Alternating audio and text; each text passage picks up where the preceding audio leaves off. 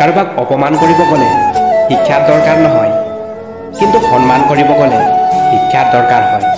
আৰু সেইটো হ'ল মা দেউতাই দিয়া শিক্ষা। এৰি যোৱাৰ সিদ্ধান্তত যিজন অটল, তেওঁৰ বাবে নিস্বাৰ্থ ভাল পোৱাটো এটা অভিনয়।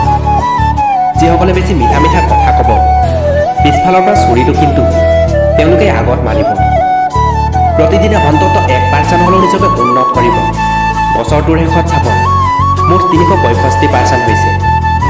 যিকোনো সম্পৰ্কৰ পাছপথ হৈছে বিশ্বাস। মানুহৰ বাচি থকাটো হৈছে অস্বাভাৱিক, মৰি যোৱাটোৱে স্বাভাৱিক। আজি হয়তো সময় বেয়া, কিন্তু গোটেই জীৱন নাথাকে। সেয়ে আজি যাক চিনি লয় তেওঁলোক গোটেই জীৱন মনত থাকিব। অতিৰিক্ত আপোন হ'ব গ'লে দুখৰ বাহিৰে আৰু একো নাপায়। ভগৱানে সকলোকে সকলোবোৰ নিদিয়ে। কাৰোবাক তেওঁ সকলো দি পৰীক্ষা লয়, আৰু কাৰোবাক তেওঁ একো নিদিয়াকৈ ধৈৰ্যৰ পৰীক্ষা লয়।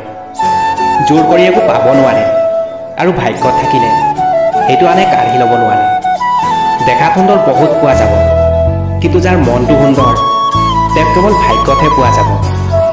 যিজনে তোমাক অৱহেলা কৰে তেওঁক ধন্যবাদ দি আঁতৰি যোৱা, কাৰণ তেওঁৰ অৱহেলাৰ কাৰণে হয়তো তোমাৰ জীৱনত উন্নতি হ'ব। অৱহেলাৰ পৰা মানুহে বহুত কথাই শিকিব পাৰে।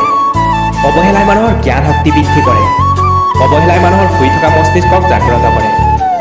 কাৰোবাক যিমানেই ওচৰৰ পৰা চিনি নাপায় কিয়, মন খুলি সকলো কথাই কৈ নিদিব। মনত ৰাখিব, এই যুগত বিশ্বাসৰ মৰ্যাদা কোনেও ৰক্ষা নকৰে। জীৱনত যদি বাৰে বাৰে পৰি যায়, তেনেহ'লে পথ সলনি কৰিব সপোন নহয়। কাৰণ এজোপা গছেও তাৰ পাত সলনি কৰে, ঠাই নহয়।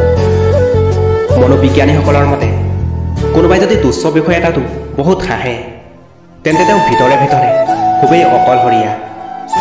কোনোবাই যদি অতিৰিক্ত শুই থাকে, তেন্তে তেওঁ সুখী নহয়।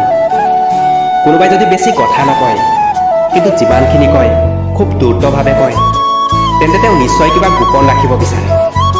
যিজনে কাম দিব নোৱাৰে তেওঁ হৈছে দুৰ্বল প্ৰকৃতিৰ। কোনোবাই যদি অস্বাভাৱিকভাৱে খাদ্য গ্ৰহণ কৰে, তেন্তে তেওঁ কিবা নহয় কিবা মানসিক চাপত আছে। যদি কোনোবাই অলপতে কান্দি দিয়ে, তাৰ মানে তেওঁ নৰম এবং কোমল হৃদয়ৰ।